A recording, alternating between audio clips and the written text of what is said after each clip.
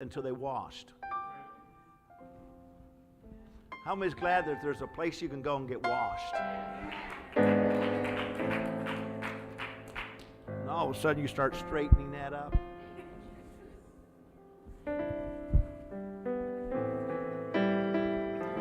Pastor, you shouldn't go that way. How do you explain the ring? How do you explain it? You know how I explain it? It showed ownership. It was not just any one that he had bought at a department store. I remember one of the first rings I bought with my initial on it. I bought it at a place called Kresge's Five and Dime. It cost me, I think, 49 cents. I gave it to Lori Marshall. We didn't stay together more than about a week, but I didn't think I was going to get my 49-cent ring back. I think it's because you thought I'd give it to somebody else. Some of you are just, you just went over my head on that. I'm trying to tell you, it had my initial on it. That father's ring had significance. It wasn't just any old thing that he was wearing. It had significance. You know, I see some of these mothers sometimes, they have a little ring and you see those stones. Have you ever seen one of those? And you say to yourself, what is that? Well, I'll tell you what that is. That's a badge. See, I carried them for 9 months. I've been carrying them for the last 19 years. Well, at least you get a stone or something. But how much is that for the father's ring? How many is glad for the Father's seal? That's what it was. It was a seal. And we are sealed unto the day of redemption.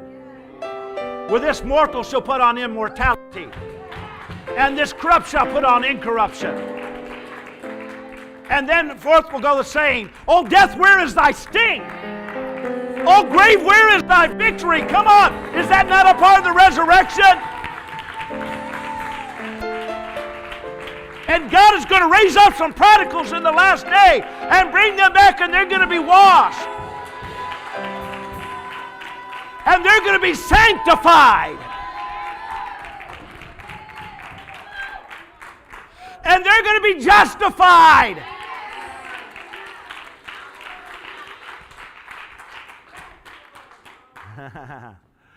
And the devil's going to hate it.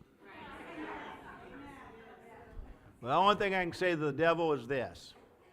Just put it in your pipe and smoke it. It's too late, devil. They realize again they're sons. They're daughters.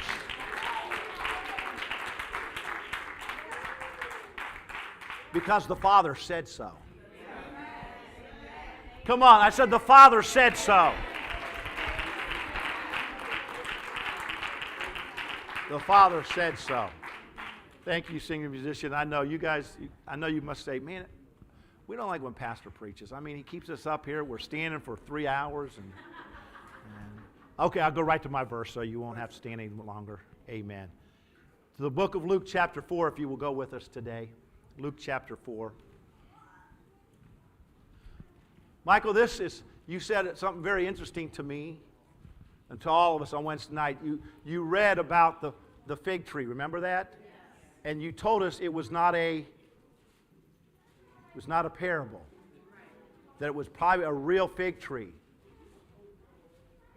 A lot of things Jesus taught, he would use stories. But the fig tree was a real tree. And today, what we're going to be reading from these two verses is not a parable. It is a true event. Turn around to somebody and say, it's an event. It's an event that Jesus used to show he endorsed the Old Testament. Matter of fact, he said, I didn't come to destroy it. I came to fulfill it. Without the law, you would not understand the lawgiver. What's that mean? Well, if you are there to enforce the law, you can also enforce grace. Come on, how many knows people, don't raise it if it's you, because People will look at you. So, but if you ever know, people always tell the story. I knew this guy. They're talking about themselves. I knew this guy. So anybody ever know this guy, this gal that was showed mercy? Anybody ever seen anybody like that? They go in and they just know they're going to do some jail time, and they pay a fine. They have to pick up some trash, but they just knew they were going to a place where the door was going to lock behind them, but they didn't, because the lawgiver, the law enforcer, was allowed to show some grace. Well, if that's true in the natural, there's something to be seen there in the spiritual. Now, these two verses of Scripture, Jesus is talking to people that are from his hometown. And he's got they have issue with him. They really do. They said, is he not from Chicopee? Well, they didn't say Chicopee, they said Nazareth, but it was the same. Is she not from Enfield or something? You know what I'm saying? Does everybody get the little what they're trying to say? Are you not from, and they're like Agawam or something? West Springfield. You're a West Springfield girl, right? Or you go, oh, I knew where they're going with this. Okay. And then Jesus stops them and says, I tell you truly, many widows were in Israel in the day of Elijah. This is a true event. We're going to preach on that true event. When the heaven was shut up for 3 years and 6 months, folks, even COVID hasn't ran that long. For 3 years and 6 months, is everybody with me so far? It's really been bad. No.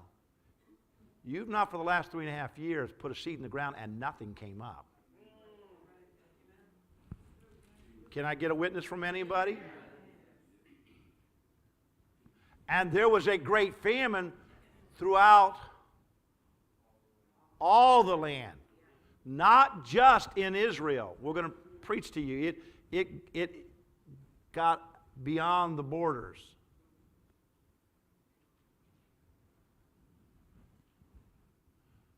There were truly many widows in Israel in the days of Elijah. The next verse. But to none of them was Elijah sent except to Zarephath, which is in the region of Sidon. Sidon is not part of Israel, in case you didn't know that. Sidon was the place that was considered outside. Does anybody know what I mean by say outside? Let me just go further. Have you ever heard the phrase outsiders? He was sent to an outsider in Sidon, to a woman who was a widow. For the next little bit, I want to try to teach on this thought. There's more to your story. Turn around to somebody and say, there's more to my story. There's more to my story. There's more to my story. You may be seated. I am going to direct your attention, if I can, to the 17th chapter of the book of 1 Kings. If you have a Bible and want to look on where I'm at today, I'll be making references to that. A lot of things happens in this chapter.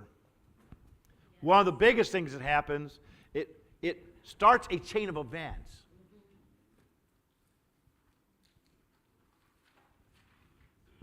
Elijah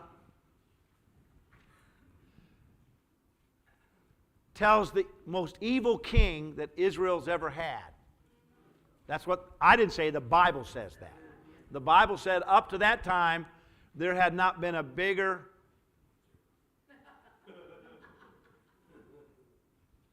problem leading them I got to be careful because I know somebody's going to say, he just went and attacked the White House today. I didn't do that. I'm telling you from the Bible, the most difficult time of Israel was under King Ahab. It was the worst time to live.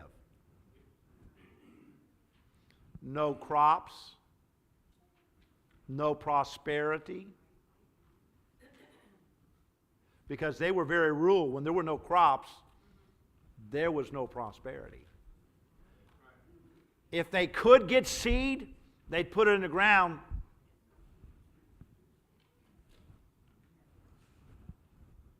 We had that, Brother Boston, in our country. They called it the Dust Bowls. That's when all the Arkies moved to California. They did. The Okies moved there too. California today, if there had not been a Dust Bowl, there wouldn't be a California. But there was nothing growing. Matter of fact, I remembered in high school reading a book about that time period called The Grapes of Wrath. It was all about the Dust Bowls. It was about how bad it was. People just upped and walked off from their farms. They took the one cow that they had left and they marched across the prairies and they headed to California, hoping there was some way to start growing stuff again because nothing was growing where they were at. This is, I want you to get the understanding of what's going on. And this chain of events begins, Ahab says, I'm in control. And a prophet by the name of Elijah walks up and says, well, we'll see if you're in control or if God's in control. God said he's shutting the water off. Now, I don't know if you realize it, but God owns the water rights. Some of you, again, never lived in certain places, but one of the big things that are important is that you have a piece of property that you can get water to, because if you can't get water to it. Now, I've been out. How many's ever been to Phoenix, Arizona? Have you ever been there? What's interesting about Phoenix, Arizona is it's desert. But you don't know it's desert because you see this green stuff, and it's all because of irrigation. They water it, and they make the desert produce. But while you're there, you better drink a lot of purified agua. You better bring, because you're still living in a desert, and your body says, the grass may be green, but something doesn't feel right in the air. Are you staying with me so far? That air was what they were living under. Elijah walks up and says to Ahab, you're the most wicked king, and it's not bad enough that you're wicked, but you got a wife that's got issues. Well, he didn't call her Jezzy because that would be disrespectful. Jezebel has problems. You know what's so interesting to me? He's actually, God tells him, the first place he tells him to go, Michael, is to a brook, Cherith. He tells him to hide. God actually tells Elijah to hide. He says, go to this brook. They won't look for you there. What's so funny is he ends up sending them to Sidon. That's the kingdom that Jezebel's dad is the king of it. God said, we're going to send you to the kingdom where Jezebel's dad's from. She'll never look for you there. Isn't that like God? It's like Sister Act all over again, where Whoopi becomes a nun. And all. Sorry I made the reference. Some of you are looking at me like, oh my God, where's he gone this morning? He's already off the. I just want to make sure that you're relating to what is going on. I want you to see that God's going to do that. But this chain of events all comes into existence because God gives him a simple word for Ahab, the water's being shut off. And everything you do that causes prosperity is based on water, and you won't have any.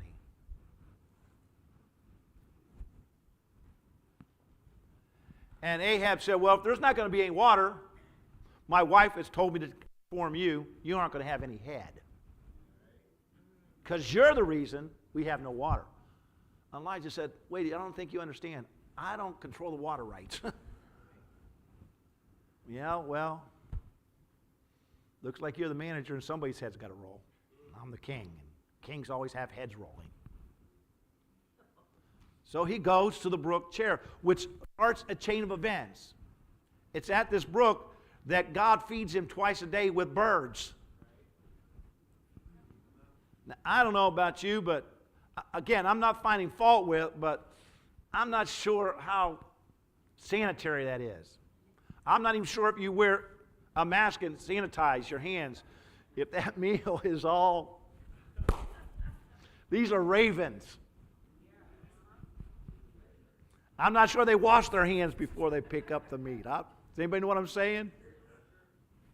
Is anybody relating to what I'm saying? I'm just trying to make it really real around here today. Really real. But it starts this chain of events. Well, the brook dries up. And God says, you need to go to another place. The problem is, there's not enough food and stuff in the land for you to pack a lunch. And you got 100 miles to march. How many feel real comfortable going through a land where there's no water? You haven't got an extra lunch. There's not nice roads, and you got 100 miles. Let me tell you something. Even in that day, these people that did a lot of walking, they didn't do 100 miles in a day. Because it wasn't like walking 100 miles on a state highway. Is everybody listening to me right now? By the time he gets to Zarephath, he's kind of beside himself. He's so thirsty. If there was a little mud puddle that was about to dry up, he'd get the mud and he'd lick the mud because he comes to Zarephath and he meets this widow and tells her, could you find me something to drink? I mean, it don't have to be Poland Spring, okay? We're not talking, does everybody understand? It doesn't have to be seltzer. It doesn't have to have a fizz, okay? Just anything that... But wait a minute, he's a man of God. Wait a minute, he's a prophet. He's talking to the most powerful man on the planet, Ahab and Jezebel. And God's not giving him a six-pack of Polar Spring?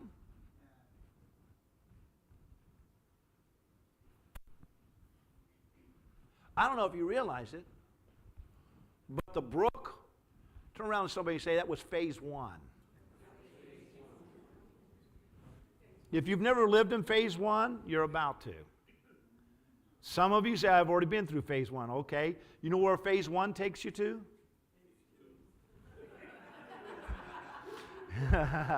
So you already got it. Some of you got ahead of my message. You know why? There's more to your story. See, I really am going to preach a lot about this 17th chapter, but just let me give you a little thought. I'm not going to go deep into 18th chapter, but God's needing to call down fire from heaven. There's a lot of prophets. I mean, Elijah's got to take a sword and got to cut a lot of guys up.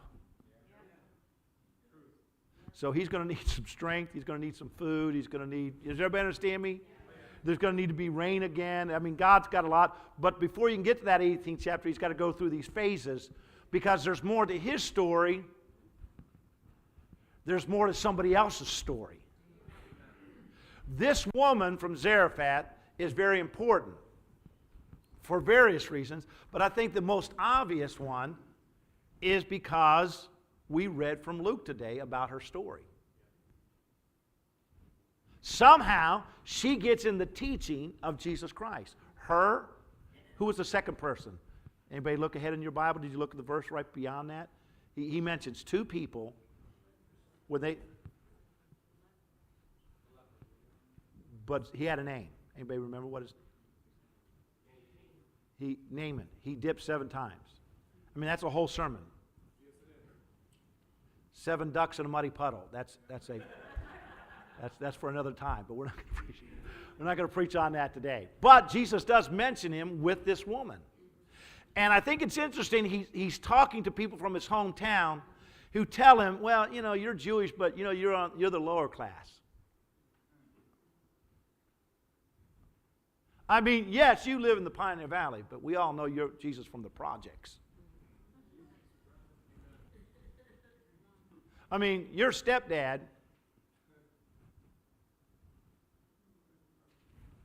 I'm just letting you know. They said you were born in a barn, literally. And Jesus said, well, I'll do you one better than that. He said, this lady from Zarephath is from where Jezebel's home area. and the other guy that I made reference to, he's a Gentile too. Isn't it amazing how when you're the outsider, you got to work harder, but you're saying, well, I may have to fight my way out of here. Come on, you heard me tell the story just recently about the two frogs that accidentally fell in the well. Do you remember telling me that story? And the other frogs are up there saying, give up! It's a well! You're not getting out of there! So that one frog says, it is what it is. He was from Massachusetts. Somebody said, well, throw your rope down. He goes, all set. But the second frog kept doing it, and they kept hollering at him. Finally, he jumped, bounced off the sides like a bouncing ball. Boing, boing, boing, boing, boing, boing, and it got out. And they were so amazed. They got out. And so they started, hey, why didn't you give up like the other guy? And he spoke back to them in sign language. I'm sorry, I'm deaf. Some folks need to realize you need to become deaf to other people. Are you listening to me? What other people say, you can't go by. And so they were telling Jesus, you're from Nazareth. You're from an unimportant place. But Jesus said, you know what? But there's more to my story.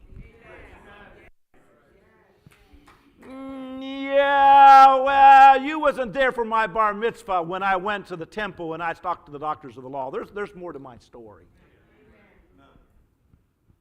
There's some things you don't know. You know what? Go and read later on in Luke chapter 4. You know where this story takes place? Immediately following Jesus coming out of the wilderness fighting with the devil. He comes out with power. He goes in the temple and he brings out the good news. The Messiah has come. The one that's going to heal the brokenhearted. He uses all that scripture and then he sits down. That's the verses prior to this. And they're like, yeah, you think so. And Jesus said, I just fought the devil in the wilderness for 40 days. I'll tell you who I am. 3 times I used the word of God on him and he got... And I want to let you know, yes, I didn't eat for 40 days, but when I did get done, we had angel food cake. The Bible says angels ministered to him. He said, I want to let you know you have not had anything until you've had that heavenly manna from God. I have meat that you know not of. That's a whole different sermon. But Jesus, so what makes 1 Kings 17 so important? Jesus is referring to it. Jesus is telling you there were during that famine there were plenty of Israelite widows.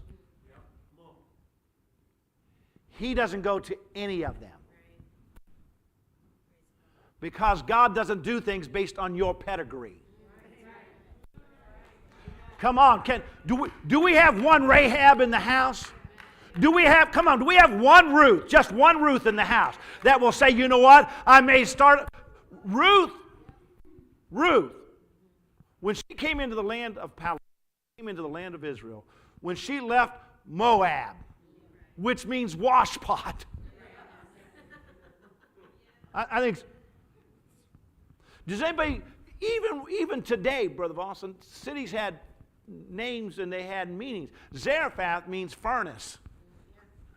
God has sent him from a dried up brook to a furnace. Why? Because he's at phase 2. Because he's at phase 2.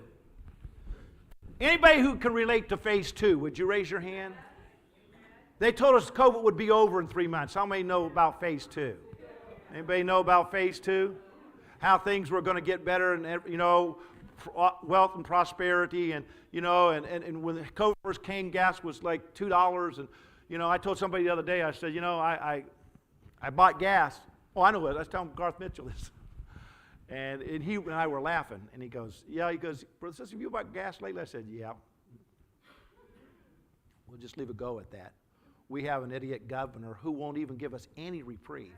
He could take some of the sales tax off, but he won't do it. If gas gets up to $18 a gallon, he's still not going to take off as the tax goes up. He's not going to do that because he doesn't care about us at all. I'm trying to tell you, there are people in leadership today, you can't count on them. That's why you better have a God. So Brother Mitchell told me, he said, you know, I bought gas the other day. He said, it was just under $4. And I told my wife, woo! Man, that's a great price. I got it for $3.99. I said, yeah, there's going to come a day we're going to get it for $5.99. We're going to go, wow! Yeah. You want to know why I got gas for it? It only cost me $5.99. It didn't make it actually to 6,000. If it ever gets up to 666, I'm thinking we're out of here. That's all I'm saying. I'm not prophesying to you, just something to think about. Is everybody with me? Okay. Because I know somebody's going to go out here today and go, you know, brother, sister, preach on 666 and the gas and the governor. My God, I don't know where he was at today. I'm just telling you that life is filled with phases.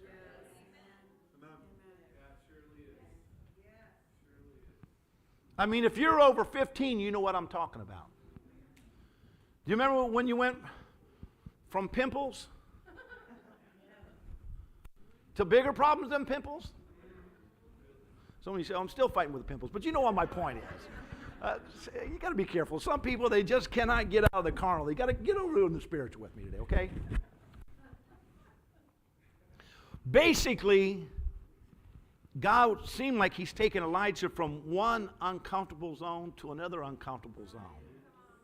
And Jesus is saying, you know, I'm here in Nazareth, and I just came out from fighting with the devil. Now I got to fight with my own family. I would think after we've done with the devil in the wilderness that I'd come out here and everybody'd say, wow, there's Jesus. He's going to do a miracle for us.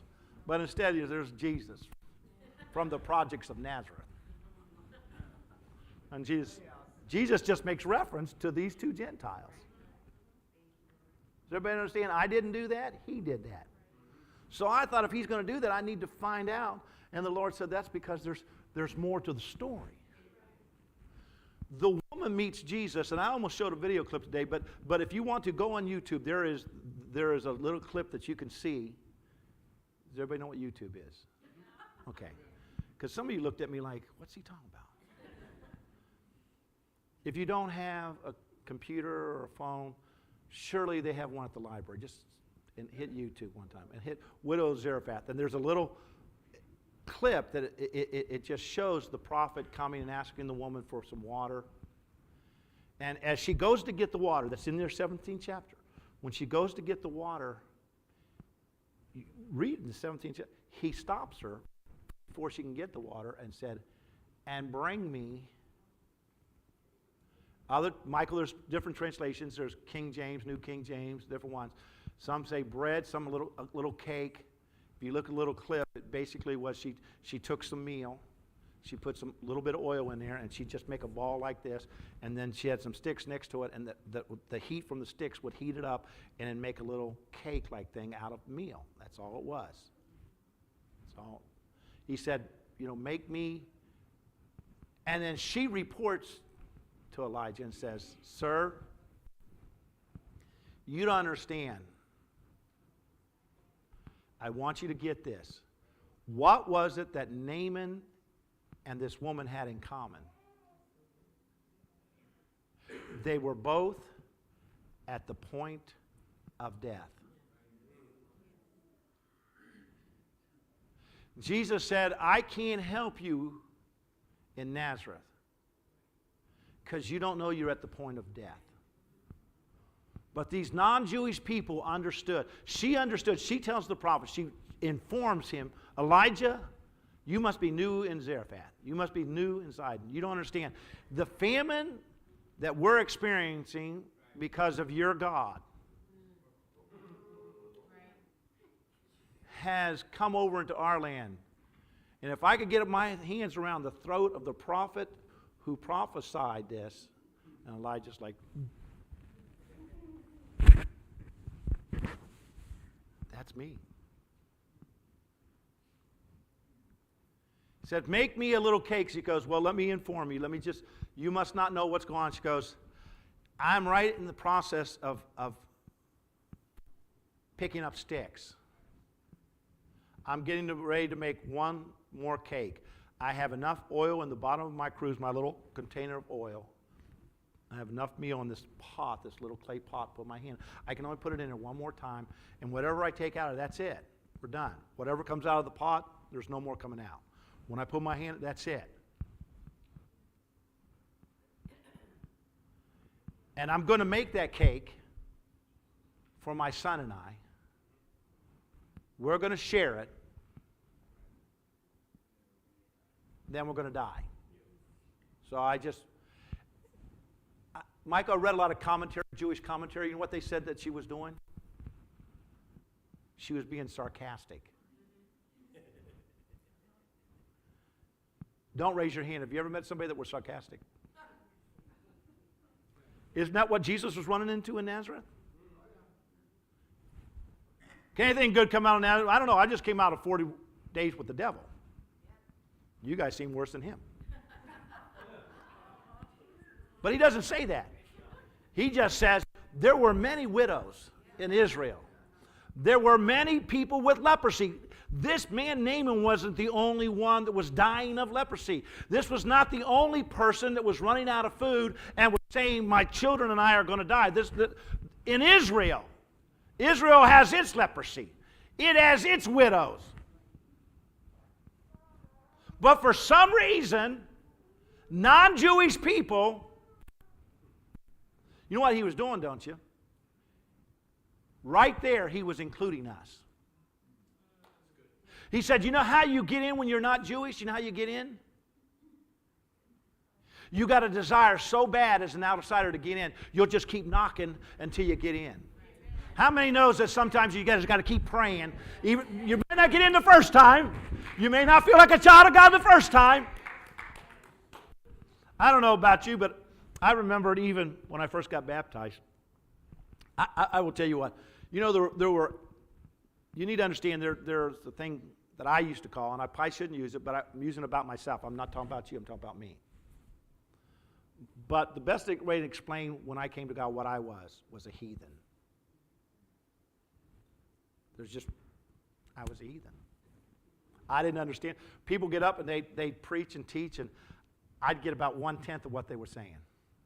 I was not reared with the Bible. I was reared with religion, but I wasn't reared with the Bible.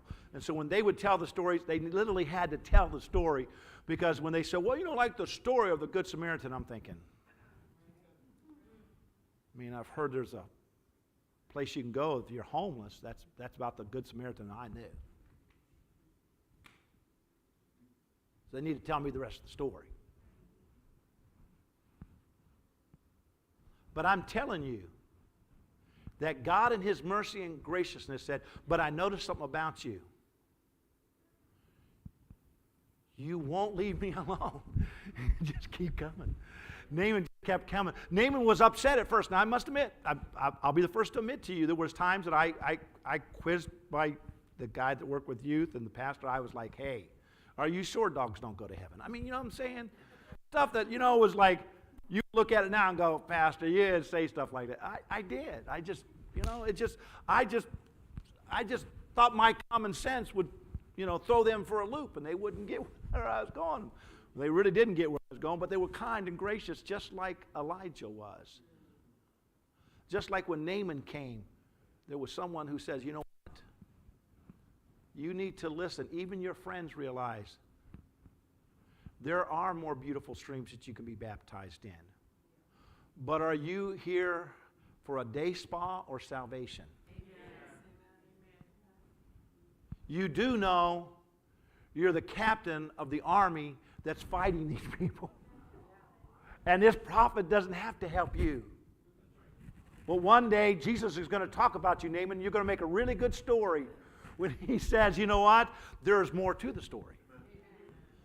How many knows Naaman, there's more to the story? And this woman, there's more to her story too. She says, well, I can't really do this. And the prophet said, let me just tell you something. This is so powerful. He prophesied to her personally. How many like to get a personal prophecy to you about how God's going to make it better. No, I want you to buy into that. I'd like to put your hand up right now. You want a prophecy to you of something that's going to be better.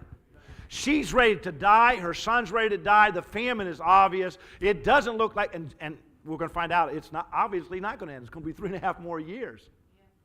They're already 3.5 years in, but they're only halfway through this mess. How many knows our world may be right in the middle of a mess? We may not be done yet. Come on, raise your hands.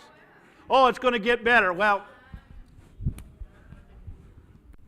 the only way it gets better is if you stay out of the news. If you don't watch the news, that's the only way it gets better. You just don't. People say, we're not in the last days. I don't know. Wars and, rumors of wars, I don't know. Just seems like that way to me. Is everybody listening to me right now? I'm just telling you, that's the way it. So they're in the middle of this. And Elijah, my time is getting. I'm about a third of the way through my message, but I'm trying. I'm really trying to show you there's more to your story. I want you to really understand there's more to your story. This woman runs into Elijah, not realizing she didn't run into him. God sent him to her specifically. God said, this is who I want you to ask for water. This is who I want you to ask for cake. And Elijah goes, well, hey, God, you did good back at the brook Cherith. You had birds back there. Who am I to not say this is the right woman? Seems like I'm in the wrong country. Seemed like I did not come the most wealthy person in town. She's got enough for one cake and she's going to die, her and her son. But he prophesied to her. You go and look in your Bible. He prophesied to her and says, woman, I'm telling you from God, if you'll make me a cake, for the next 3.5 years, you'll have cakes.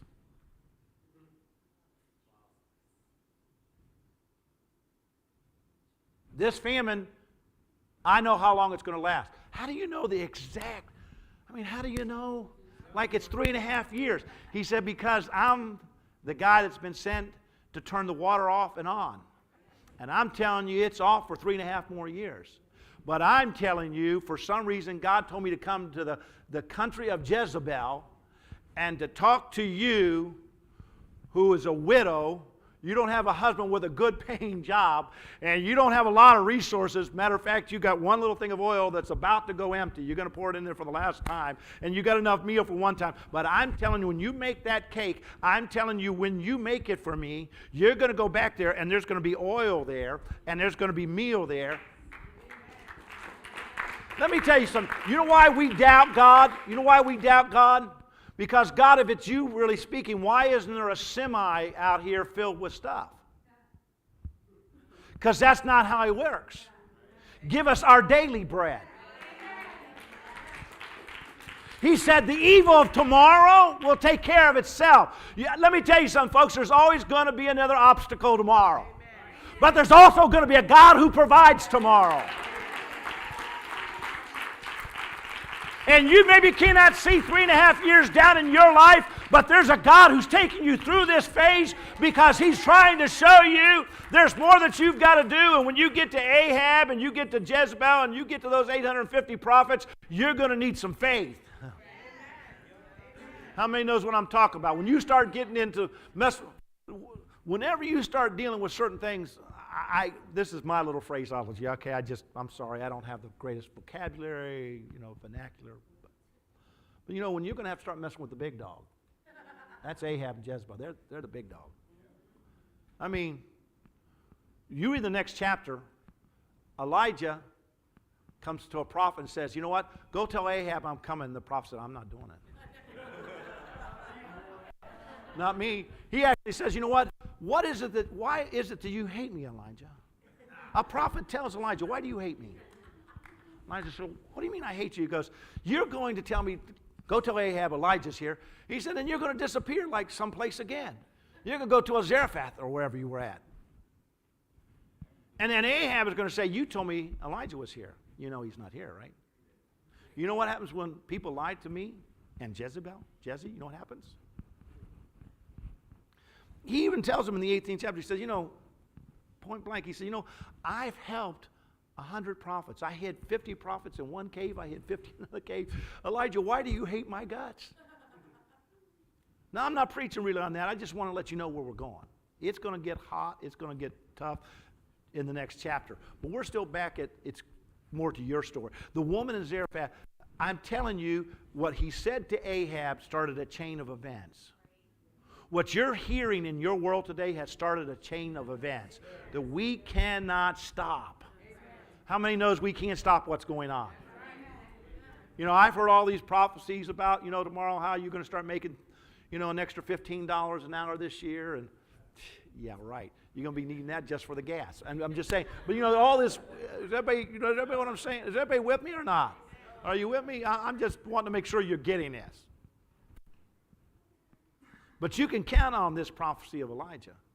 He tells her, if you have faith, you know what is so amazing to me in the story? She does it.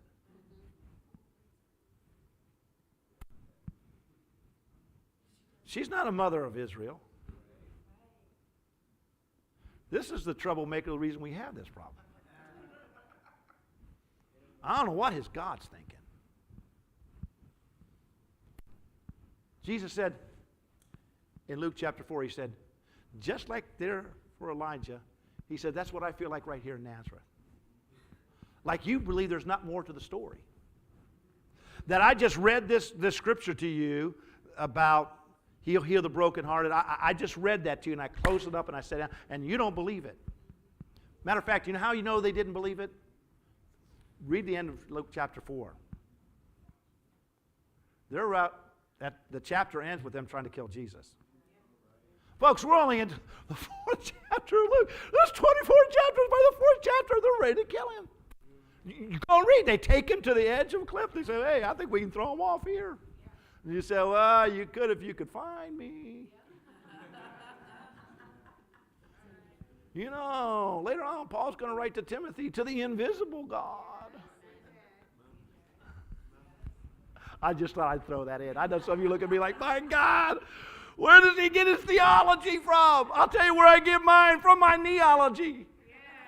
I go on my knees and I say, God, I don't understand this, God. Why? What is this Elijah and this naming thing all about? And God says there's more to the story. And I said, yeah, God, there seems to be. You know, he tells Ahab this. He goes to a brook. It all dries up. He walks for 100 miles with an empty belly. He tells the lady, I need a cake. And she says, okay. Definitely more to the story. Definitely more to the story. But how many knows God's your provider? See, what I need to know more than anything else, not what the Democrats and the Republicans are fixing to do, and I don't even trust the independents. I'm just telling you, I don't even trust the independents. And whatever new party begins. I'm not sure that's where the answer. I think what I need is a God who says, I will never leave you nor forsake you. I need a God who, when I say, God, I don't understand this and this and this. The woman didn't understand. She couldn't understand. From what I can gather when Elijah talked to her, this is a good-hearted woman. Now, she just happened to be born in the wrong nation. How many knows what I'm talking about? You know, it's easily, folks, now, and I know I'm stepping out and I know this going on, but, you know, it's easy to be born with the wrong color skin in the wrong part of town. So what's the right color? Well, it all depends on what town you're living in. So, oh, well, it's black or white. Oh, no. I've lived in a black neighborhood, and white's not a good color. I lived in a white neighborhood, and black wasn't a good color. I lived in a mixed neighborhood, and even if you were in between color, it was still, you know, it's like the Samaritan woman. You're in between, buddy. But there's a God who says, I'm not looking at an Israelite. I'm not looking at just any widow. Jesus says this, and they're like, oh my God, why would he bring that up? He said, I'll tell you why I brought it up, because you know the story. You're right now, please raise your hand. Hey, do you see the rich Jew back here? Jesus said, well, she wasn't Jew and she wasn't rich.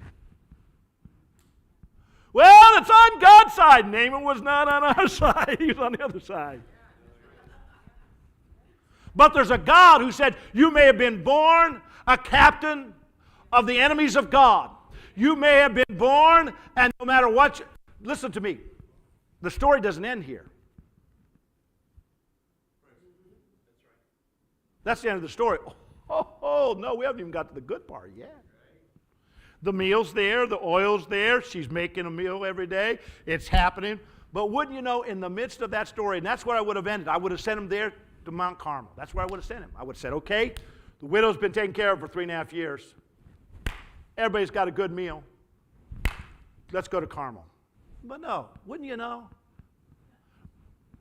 Her son dies. Go and read in the 17th chapter, her son dies. And this is what she says. She just responded like every mother in the world. She says to Elijah, what did I do so wrong that my son died? It was my responsibility. What did I do? What sin of mine was so great? And don't tell me Elijah's not feeling the weight of that. This lady made me a cake first. She's not even an Israelite. We've been eating the last 3.5 years. I mean, God's been taking care of everything. And he tells God that. Some of those prophets, man, they had an insight with God because he said stuff to God that I don't know if I feel real comfortable saying to God. Well, she put him on the spot. What great sin has she committed that caused this to happen? So Elijah takes the child and picks him up and takes him upstairs. Michael, kind of like the child you preached on recently, Peter, James, and John. Takes the son upstairs, and he begins to pray, and he says, God, why'd you do this?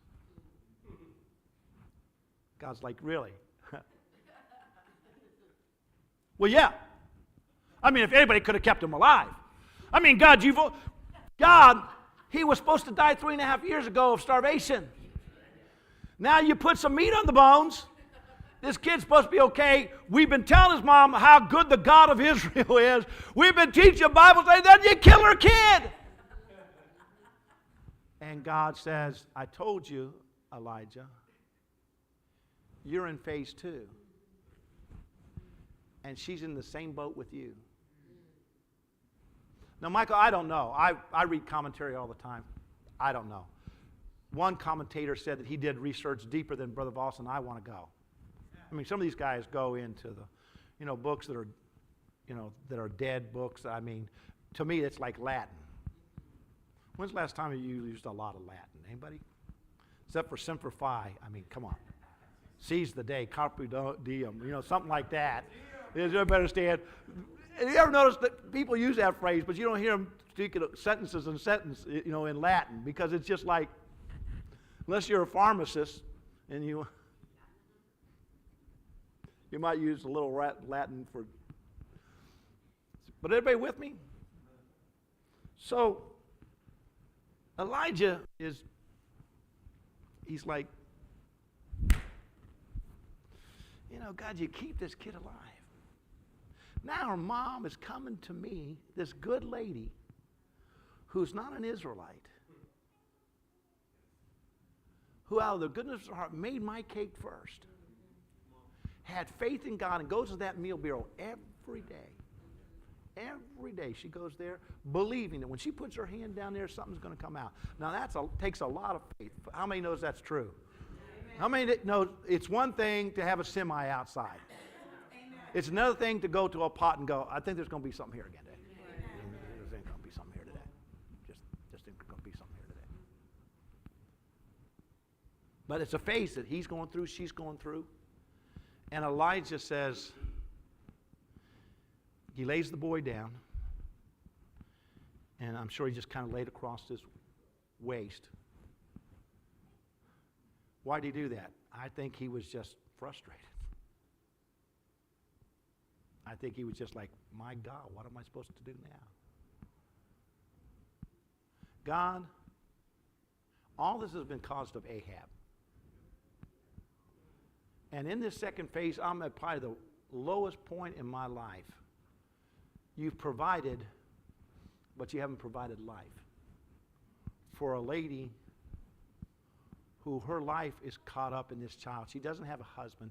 This son is the one that's going to take care of her in her old age. The only thing that she had left. And she's already asking me, where is your God now? Where is the God of Elijah? And so he just lays over the child 3 times. I think it's interesting that Jesus was in the grave 3 days. I think it's interesting he spoke to Peter 3 times. There's just something about that 3 that just seems like it's kind of like, when you knock the first time, you go, okay, the second time. But when you go to see Lazarus after the 4th day, Michael, 3 days are gone. By that time, the situation's pretty stinky. It's pretty, so he says it 3 times. And the message of Jesus Christ in Luke 4 becomes a reality. The resurrection shows up of a son. Not just anyone, an only son. If you can't get the gospel of Jesus Christ out of that, we need to give you a weekly study. Because I want you to know, it all comes back to the same story. Whether it's Isaac and we're going to offer his only son Isaac, or the only son of a widow, or the only son of God. There's just something in that 3 and 3 days later. Come on, somebody help me right now. I'm just telling you, Friday, people are going to talk about all these things on Friday, but 3 days later, I'm telling you something. There's something that God is setting up here through this woman and her son.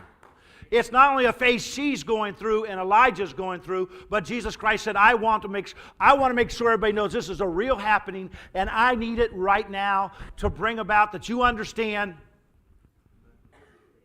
that when you crucify me, you put me in the tomb and you put guards out there and you preach all this false doctrine. I want to let you know it's just a phase. Amen. There's more to the story.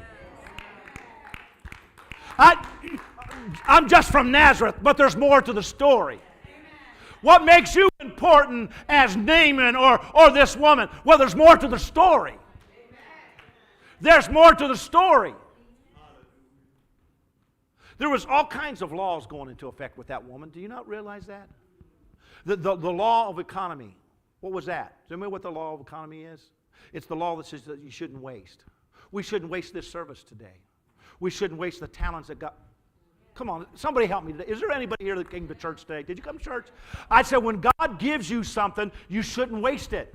She never wasted what she had. Even Jesus, when he fed the multitude, took up the fragments because nothing is to be wasted. See, there's laws that are in effect, and as we look at each one of these laws, and I can preach on that one day. If you remind me, I'll preach on the other 2 laws one day. I only gave you 1 of the 3 that are very important and that all Christians need to know. But today I'm on the rest of the story. Your story. And in the rest of your story, Jesus said, this woman is so important. When you came to the place that you ridiculed me and you get ready to kill me, I'm going to tell you her story. And it didn't make them happier. I mean, at least if you'd have talked about a mother in Israel. I mean, if you at least would have talked about Gideon or somebody like that. I mean, you brought up Naaman. Oh, my God, what were you thinking? He goes, well, you hit the first part right. My God. I mean, you got that right. That's because there's more to the story. There's more to my story than where I was born and what name was given to me or what school I went to or didn't go to. Oh, what school did you go to? You ever notice people drop those little things? Where do you work? What school do you go to? What's your daddy do for a living? Well, my daddy owns a cattle on 1,000 hills. Where do you go to school? I go to school at Jesus' church. Well, that's not what I was talking about. Well, that's what we're going to talk about. Especially as we go through this phase. There is a God who's the only one that can get me through this phase, who has a purpose of bringing me to the place that I realize it may appear to be a test today because I've been in Zarephath, the furnace. And Cherub was the place of brokenness, so I just went from brokenness to the furnace. These phases. But it's leading me to Carmel. It's leading me to a place that I'm going to bring that nation that needs to be revitalized. How many knows that God's not going to throw the baby out with the water? See, that's what's being preached on the phony net. I call it the phony net. They call it the internet, but I call it the phony net. The phony net's out there. And the phony net says, oh, you know, God's just going to burn this building to the ground, and he's going to give you one 5 times big. Your gymnasium's going to be 4 times bigger than this building. I'm thinking, stay, whoa, whoa, whoa. Can I talk to you about a little bit of meal in the barrel? Oh, man, you're one of those preachers. Yeah, I'm one of those Jesus preachers. Amen. That Jesus can revitalize. See, there is a society that says tear, but you know what? The same people want to tear down this building want to tear down holiness and the oneness of God. And I just heard our bishop Friday night preach that there's a whole gospel that can't be messed with. It's not our gospel, it's his gospel. And if his gospel be hid, it's hid to them that are lost. We that are saved know it's his gospel. There's no other thing to preach than 1 Corinthians 15, right, Brother Boston? According to the word, he was born. According to the word, he died. According to the word, he was buried. 3 days. Come on, that's according to the word. Paul tells them that. And so I want you to know, when we look out, the gospel message is right here. How could it be here? Because this, how do you look at Luke 4 and 1 Kings 17 and not tie the two together? So you're reading in your Old Testament, you're trying to get through your bread program. You know, some people, I got another check mark now. I got another check mark call. I got through the 17th chapter. I guess we got to go to the 18th, but the only way I'm going to get to the 18th, I got to go through the 17th. So you write that down and you just go. But there may be something you missed there. That 17th chapter is also Luke chapter 4. It's also where Jesus has just declared the gospel, the good news. And I'm telling you, they're connected. They're connected. And your life and the rest of your story is connected to the good news. And the musician comes right now, and I know I went a little while, but I needed to lay enough ground that you've heard the story. It's not something that you can say, he didn't tell the story. How many got the story? Did everybody get the widow, her son, he died? Did everybody know the story? I didn't just say, you know, the story that everybody knows about Zarephath. And everybody goes, what story is Zarephath? What is Zarephath? Why does it even matter? Why did Jesus even mention it? Matter of fact, Michael, we had to use the New King James to get the Zarephath, because in the King James Version it doesn't say Zarephath, it gives a different word. Does everybody know why it's a different word? Anybody know why? Because the New Testament is written in Greek and the Old Testament is... And so the New King James decided to go ahead and take the Hebrew word and make it the Greek word, or the Greek word the Hebrew word, so we could go, because there's some people, if it don't say the same, it couldn't be the same place. Well, it was the same place, just one's Greek and Hebrew. Just like shoebread and showbread. Right? Some of you might remember that little illustration. Okay. If you don't know about that, I can tell you later. It's deep theology. I mean, moving from King James to New King James, it's deep theology. Our bishop used New King James, just in case you want to know Michael, Friday night. And he was still able to preach the gospel.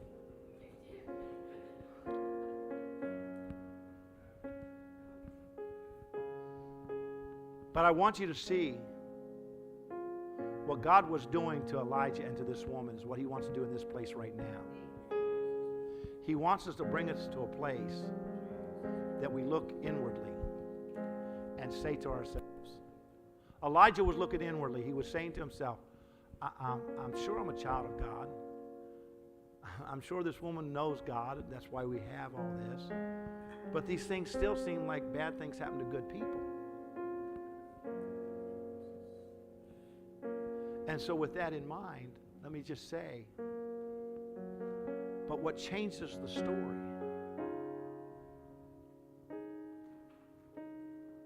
is a prayer of faith.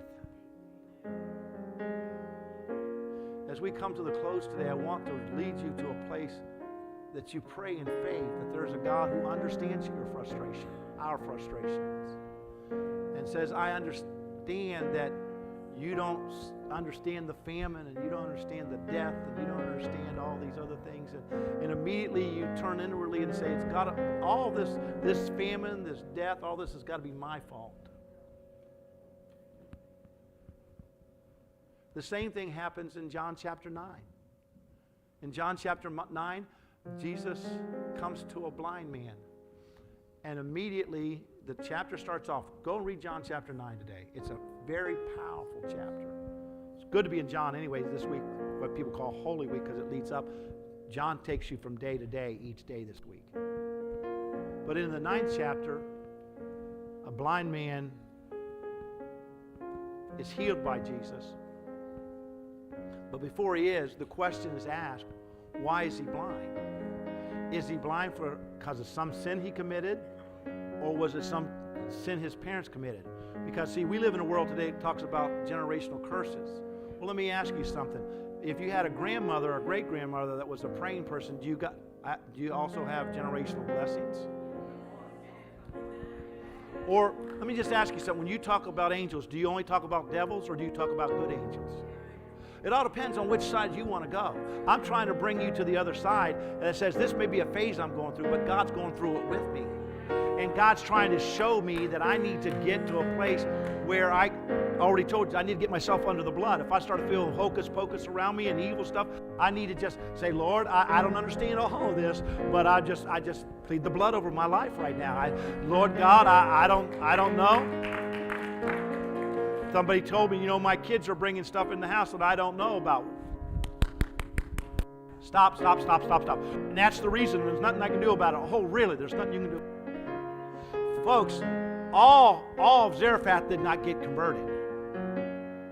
God made a lighthouse in the middle of the most wicked places on the planet.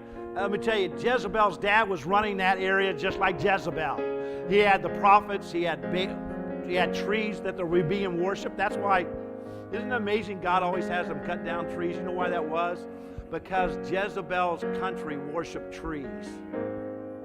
And the best way to tell Jezebel, we're not putting up with this anymore, was to cut down not just trees, but cut down idols. How many know the idols need to go? But even in the midst of idols, there was a light that was shining. There was a prayer of faith that was prayed. I want you to close your eyes right where you're at right now. And think about something that needs faith. Michael, you told us Wednesday night, faith is the things that you cannot buy yourself out of. You cannot teach yourself out of. You cannot think yourself out of. You got to get God to get you out. There was no way that Elijah could buy himself out of a famine. He could not buy himself out of a son who had died.